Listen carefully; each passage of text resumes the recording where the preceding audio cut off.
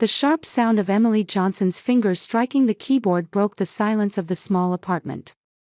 2 hours until the deadline. Client revision requests always came at the very last minute. Beside her, her son Jacob was deeply focused on a dinosaur puzzle. The careful way his thin fingers matched the pieces was like looking into a mirror of herself. "Mom, look. I finished the T-Rex's head." Emily took her eyes off the screen and gazed at her son's face, full of accomplishment.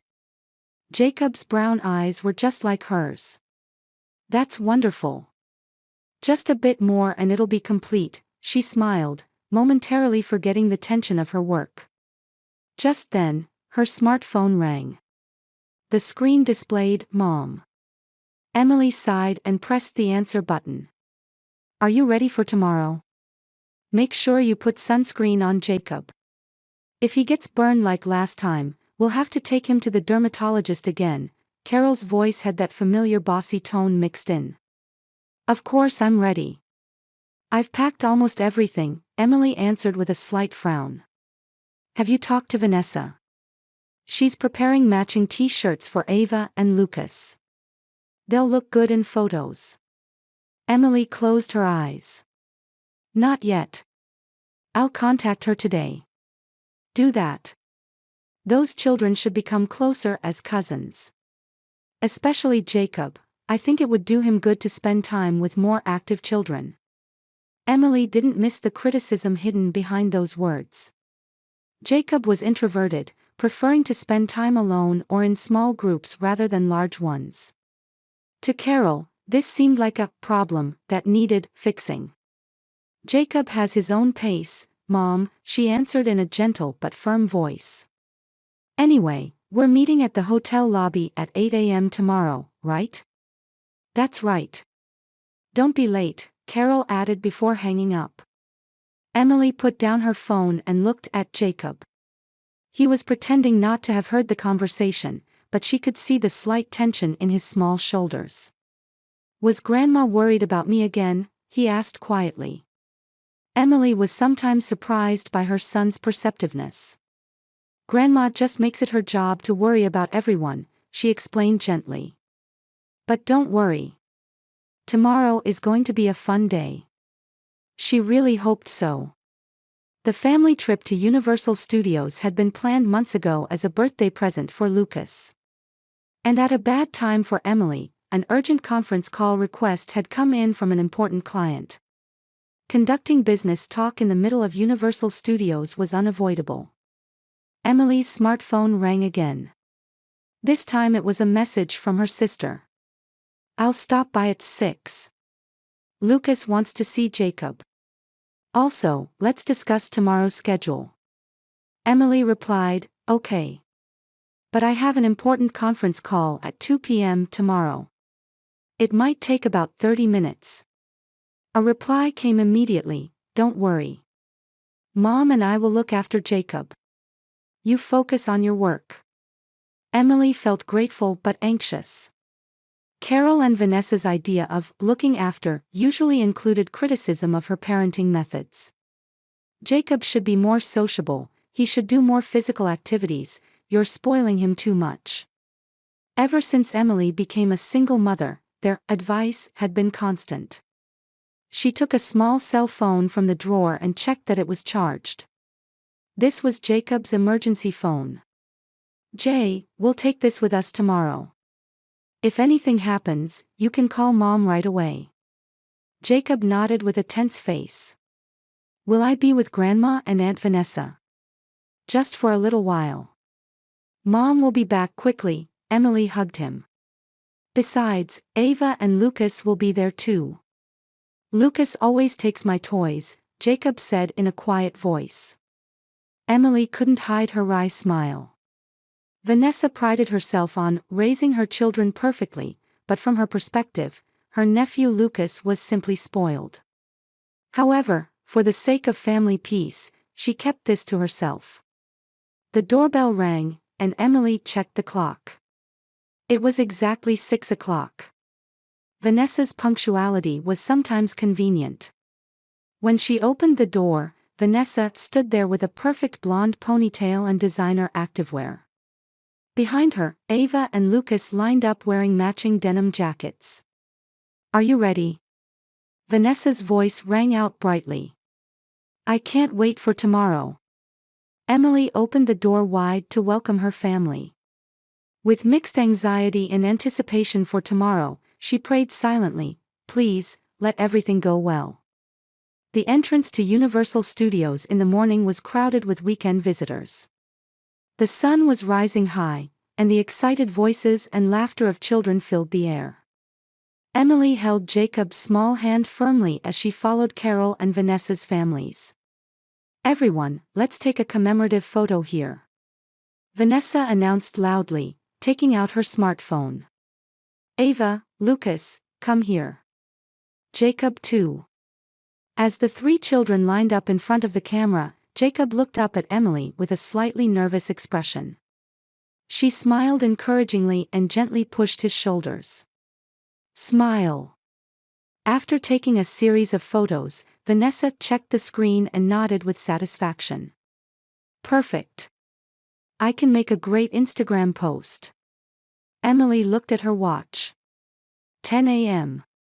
4 hours until the conference call. "Shall we head to the first attraction?" Carol unfolded the map and began directing the family. "Let's go to the popular attractions first. The wait times get longer in the afternoon." The group proceeded through the theme park and arrived at the first attraction. The wait time displayed was 45 minutes, but the children's excitement didn't wane. Jacob in particular had been looking forward to this attraction featuring his favorite anime characters for months. "Look, Mom," he pointed to pictures of characters drawn on the wall while standing in line. "They look so real." Emily felt warm inside seeing her son's joy. Usually quiet and introverted, Jacob's eyes were shining with pure excitement in this moment. After going on 2 attractions, the group entered lunchtime. While sitting at a restaurant in the park and placing their orders, Emily's smartphone vibrated. She checked the screen and frowned. "I got an email from the client. The conference call has been moved up to 1 o'clock. She looked at her watch. "It's already 12:30. "Don't worry," Carol waved her hand. "We'll take care of Jacob. You focus on your work." "That's right," Vanessa agreed. "We were planning to go to Splash Mountain next anyway." "Jacob, you'll have fun with Ava and Lucas." Emily looked anxiously at Jacob. Her son seemed concerned about her absence. "Are you okay?" she asked Jacob gently. "It'll just be for a little while. I'll be back soon." Jacob nodded slowly. "Come back quickly." Emily checked his pocket to make sure the emergency phone was there. "With this, you can contact me anytime." Carol laughed lightly. "Don't worry so much. We'll be watching him carefully." Emily took a deep breath. "All right. I don't think it will take more than an hour. Let's decide where to meet." "Let's meet at the exit of Splash Mountain," Vanessa suggested. "We'll probably still be in line or just finishing the ride." Emily gave Jacob a final kiss and left the restaurant in search of a quiet place. Finding a spot with less noise, she opened her laptop and began preparing for the conference call. The meeting progressed as expected, and the client seemed satisfied with her design proposal. Emily focused, explained, and answered questions about the next steps. Looking at the clock, it was already 1:45. "That concludes my explanation," she wrapped up politely. "Do you have any questions?" There were a few minutes of questions from the client, which she answered courteously. When the meeting ended, the clock showed 2 o'clock. Emily quickly closed her laptop and checked her smartphone. No notifications. Surely her family was at Splash Mountain as promised. As she began walking toward the attraction, her phone vibrated in her pocket. From an unknown number, no, she realized with a jump in her heart that it was Jacob's emergency phone. "Jacob," she answered, anxiety bleeding into her voice. Mom. A small voice trembled. I'm alone. Emily stopped, feeling as if the world had frozen despite the noise around her. Where? She gasped. At the entrance to Universal Studios. Jacob's voice was on the verge of tears. Grandma left me. Alarms rang in Emily's head. Don't move, stay there. I'm coming right now. She hurried through the crowds toward the park entrance. At the same time, she called Carol. Mom. Where's Jacob? She demanded in a voice mixed with anger and fear. Oh, Emily, Carol's voice was far too calm. Jacob is enjoying Splash Mountain with Ava and Lucas. No. Emily shouted. He just called me. He's all alone at the park entrance. After a moment of silence, Carol answered in a confused voice. That can't be. I thought he was with Vanessa. Jacob wasn't with you? Emily's voice trembled. He didn't want to go on the attraction, so I left him with Vanessa. Carol's words trailed off. She wasn't with him either. Jacob is alone at the entrance. Emily felt uncontrollable anger. How could this happen? Don't make such a big deal, Carol said, mixing in a laugh. He'll be fine for a few hours. We'll find him soon. Emily hung up in disbelief and called Vanessa next. Emmy, I'm busy now. Lucas needs to go to the bathroom. Where is Jacob right now? Emily interrupted. Isn't he with Mom? Vanessa answered lightly. No. He's alone at the park entrance. What? Vanessa was confused for a moment, but quickly snorted. Well, my kids would never be left behind. I never take my eyes off them.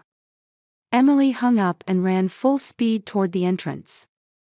Pushing through the crowds, her heart was beating so fast it felt like it would jump out of her chest.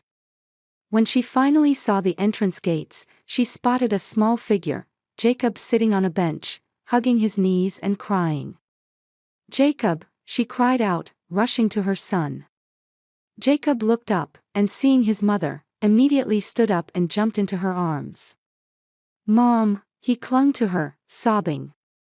Emily held him tightly, feeling tears stream down her cheeks. It's okay, Mom is here now, she whispered. I won't leave you alone again. Just then, she noticed a man in uniform approaching. I'm Michael Foster, the security manager, the man introduced himself, extending his hand to Emily. His manner was professional yet warm. One of our staff noticed your child crying and contacted me. Emily shook Michael's hand with a trembling hand while still embracing Jacob. I'm Emily. I'm so sorry. My mother and sister. She stumbled over her words. The more she tried to explain, the more ridiculous the situation seemed. Michael nodded understandingly. Let's move to a place where you can calm down. He took out a small radio and instructed, please prepare a VIP room. They were guided to a quiet room behind the scenes of the park. The room had comfortable sofas, cold drinks, and toys appropriate for Jacob's age. Would you like some water? Emily asked her son. Jacob nodded slightly and took a sip of water. His eyes were red and swollen, but he had stopped crying. Michael sat down on the sofa and gently asked, Jacob, can you tell us what happened? Jacob looked at Emily, and when she nodded encouragingly, he began speaking in a small voice. I was with Grandma. But I didn't want to ride the big roller coaster. I was scared. And then? Michael gently prompted. Grandma said, then wait here. But Aunt Vanessa, Ava, and Lucas all went with her. He faltered. I waited, but no one came back. Emily felt her chest tighten. How long did you wait? I don't know, a long time. Jacob's voice grew smaller. Lots of people walked by. I got scared. So I went to the entrance. Because I'd seen it before. Michael nodded with an understanding expression. That was a very smart decision, Jacob. When you're lost in a crowded place, going to a prominent place or somewhere you've been before is the right thing to do. Emily gently stroked Jacob's head while explaining the situation to Michael. She told him about her work conference call, leaving her son with Carol and Vanessa, and receiving the frightening phone call. My mother said, "Don't make such a big deal," and my sister. She tried to contain her anger. She said, "My kids would never be left behind." Michael's expression hardened. A child being alone in an amusement park is a very serious situation. Especially for a child of Jacob's age. I know, Emily said apologetically. I should have been more careful. No, Ms. Johnson. You were responsible and gave your child an emergency phone. That's what ensured Jacob's safety today, Michael said reassuringly. The problem lies with your family members who neglected to supervise Jacob.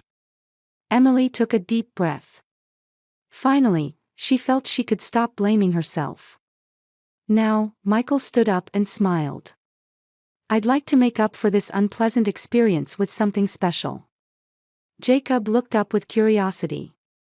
Let me treat you as VIPs today, Michael suggested. How about a backstage tour, priority boarding on attractions, and special character greetings? Jacob's eyes lit up. Really? Emily was filled with gratitude. That's very kind of you. But special treatment isn't necessary. No, we take pride in making our guests' experiences the best they can be, Michael smiled. Especially for guests who have experienced situations like today's. About an hour later, Emily and Jacob were walking through the park's backstage with Michael as their guide. Jacob, with a special VIP badge on his chest, looked around excitedly. This is an area regular guests can't see, Michael explained. It's behind the scenes of the movies and attractions. They visited the character costume room and took photos with Jacob's favorite characters. Next, they enjoyed attractions through priority lanes that would normally require hours of waiting. Jacob's smile had returned, and he was once again an excited 6-year-old boy. Emily felt warm seeing her son's transformation and took out her smartphone to capture their special time in photos. Mom, look. Jacob pointed to an attractions control room. Michael was explaining the control panel to him. Amazing. Emily smiled and took a photo to capture the moment. Casually, she opened Instagram and scrolled through the recent photos. Then, impulsively, she began to post. She uploaded a photo of Jacob's beaming smile and VIP badge with the caption, "A tragedy of my son being left behind turned into a special memory." And she added a short explanation. Today, my 6-year-old son was left alone at Universal Studios. The fear when he called me, crying, after being abandoned by family, is indescribable. However, thanks to this park's wonderful staff, especially security manager Michael Foster, the tragedy transformed into a magical experience. Sometimes, the worst situations become the best memories. She pressed the post button and returned the phone to her pocket. Over the next few hours, they enjoyed the park. Michael occasionally joined them, continuing to provide special experiences. Jacob forgot his fatigue and ran excitedly from attraction to attraction. Around 4 p.m., Emily's smartphone began to vibrate continuously. Notifications were pouring in. Her Instagram post was getting an unexpected response. Messages of concern from friends, support from strangers, and empathy from parents who had similar experiences were flooding in.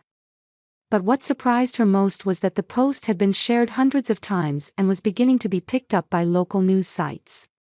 What's wrong? Michael asked, noticing the change in her expression. My post seems to be spreading quite a bit, Emily answered in confusion. That wasn't my intention. Michael nodded understandingly. Sometimes, people relate to real experiences. especially when there's a good ending. As Emily was checking more notifications, a message arrived from Vanessa. I saw your post. Delete it right now. Everyone is condemning us in the comments. Friends contacted me saying we abandoned a child. How could you do this? Emily took a deep breath. And for the first time, she felt the strength to assert her position. Where do you want to go next? She asked her son with a smile. Jacob excitedly pointed to the next attraction. She ignored Vanessa's message and switched her smartphone to silent mode. Now was the time to enjoy moments with her son. She felt that Carol and Vanessa should take responsibility for their actions. Carol sat on a bench in the park, scrolling through her smartphone screen with trembling fingers. Social media feeds were overflowing with sympathetic comments on Emily's post. However, more than those comments, critical words directed at her jumped out at her. Next to her, Vanessa was nervously biting her nails while checking her own smartphone. Even my PTA friends are talking about this, Vanessa's voice was filled with despair. I can't show my face tomorrow. Carol looked up with tears in her eyes and said, try calling Emily again. Surely she'll listen. Vanessa had already called 3 times, but all were forwarded to Emily's voicemail. Vanessa sighed and hung up. It's no use, Mom. She's ignoring us. How could? Carol held her head. It was just 30 minutes. Just while we were riding Splash Mountain. He was scared, so I just thought he could wait. Vanessa said quietly, we didn't confirm who was watching Jacob. Mom thought I was watching him, and I thought Mom was watching him. This is both our responsibility. Carol was unusually at a loss for words. She had always believed she was right, but this time there was no room for excuses. We need to find Emily, she stood up. I'll apologize directly. The two began walking through the park. Finding Emily and Jacob in the crowded masses was not easy. They looked at the map and moved from attraction to attraction. Vanessa suddenly stopped and pointed. The VIP entrance to the Minion attraction. Indeed, Emily and Jacob were entering through a special entrance with Universal Studios staff. Jacob was smiling, wearing a shining VIP badge on his chest. Let's go. Carol hurriedly began walking in their direction. However, before they could approach, the attraction entrance closed. The two headed to the regular entrance and lined up, but the wait time display showed 40 minutes. I can't wait this long, Vanessa was irritated. Besides, I need to find Ava and Lucas. Carol turned around in surprise. What do you mean? Where are they? Vanessa's face turned red. Well, while we were in line for the Speed Racer attraction, they said they wanted ice cream, so I gave them money and said, come right back. Vanessa. Carol exclaimed. You left the children too. I didn't abandon them. Vanessa became defensive. They're 8 and 5. The ice cream stand was right there, and I was going to come back right away. Carol sighed. What time is it now? 4:30. It's been over an hour. The two exchanged glances, and the same terrible thought occurred to them. Immediately, they began running toward the ice cream stand. When they arrived, there was no sign of Ava or Lucas. Vanessa looked around, panic spreading across her face. Ava! Lucas, she began to shout. The stand's clerk noticed the two and asked, can I help you? Have you seen my children? An 8-year-old girl and a 5-year-old boy. Vanessa's voice was shaking. The clerk nodded as if remembering. Yes, they were here about an hour ago. They bought ice cream and waited for a while. But when no one came to get them, a staff member took them to the Lost Children Center, I think. Lost Children Center. Carol and Vanessa exclaimed simultaneously. It's in the center of the park, the clerk pointed to the map. Your children should be there." The two hurried to the Lost Children Center. Along the way, Vanessa was acutely aware of the severity of her actions. She had always played the perfect mother, but today, she had committed the same mistake. When they arrived at the Lost Children Center, they explained the situation to the woman at the counter. The woman checked the computer and nodded. "Yes, Ava and Lucas Perry. They're here," she pointed to an inner room. "But please wait. The security manager wants to discuss the situation." Security manager. Vanessa was confused. A few minutes later, Michael Foster appeared. He gave Carol and Vanessa a stern look. "Ms. Perry, Ms. Williams, I'm Michael Foster, the security manager of this park," he introduced himself. "Today, we've had 2 serious incidents reported from your family." Vanessa stumbled over her words. Please let me see my children." "Of course. They are safe," Michael answered in a calm voice. However, leaving children alone in a theme park is a very dangerous act. Especially in the case of young children like Lucas. Carol opened her mouth but quickly closed it. She remembered her own words from a few hours ago, "Don't make such a big deal." "We are truly sorry," she said in a small voice. Michael nodded. "The children are spending time with staff in the play area. Before you go to see them, please come this way." He led the two to a monitor on the side. The screen showed Emily and Jacob enjoying a backstage tour.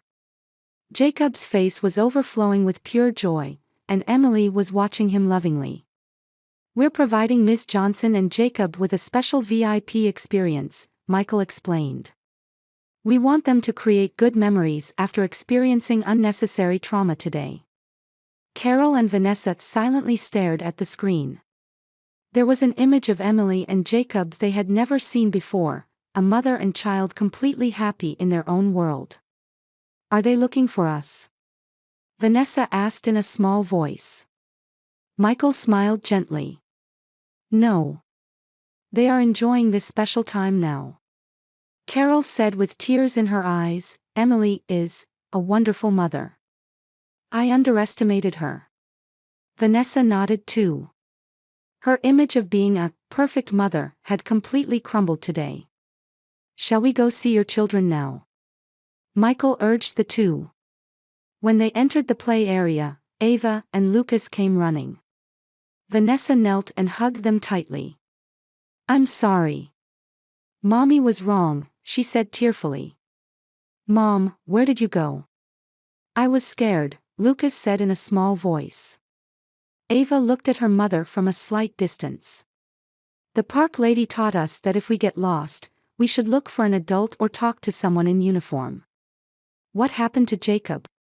Vanessa couldn't find words to answer her daughter's question.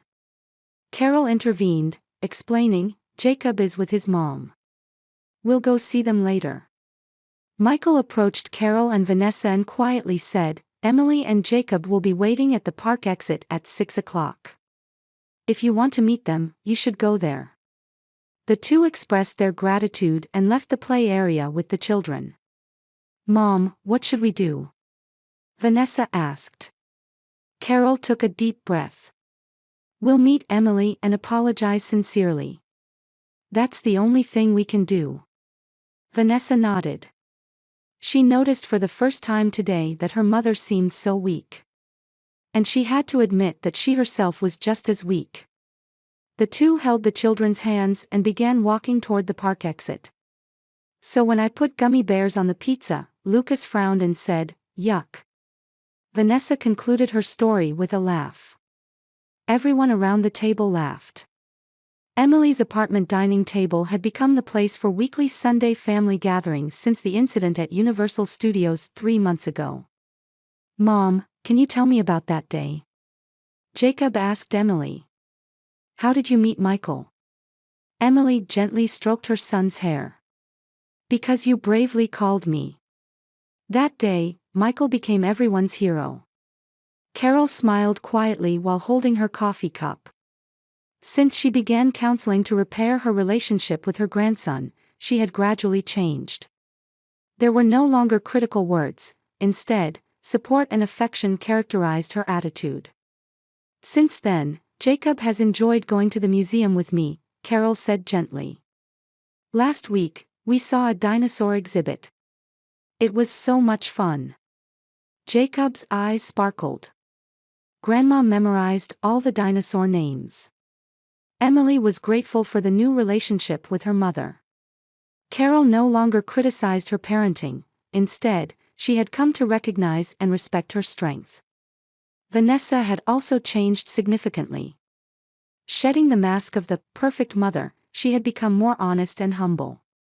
Want to go to the PTA meeting together next week? Vanessa asked Emily.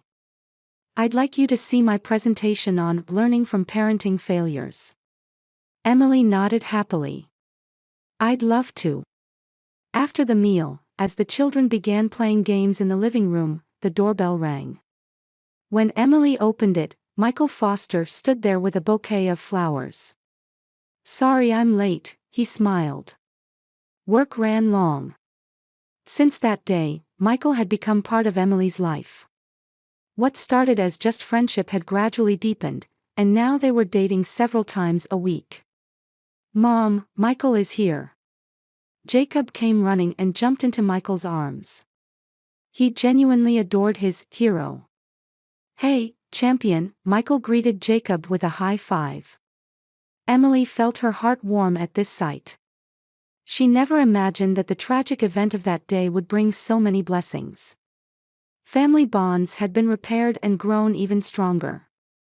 A year ago, she was a single mother, constantly criticized by her mother and sister.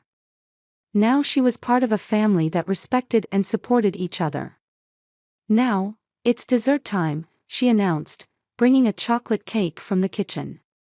Let's toast to new beginnings. Glasses were raised, and the sound of them touching resonated in the room. Sometimes, the most unexpected events bring about the most needed changes. Emily had learned that. And her family had etched the same lesson in their hearts.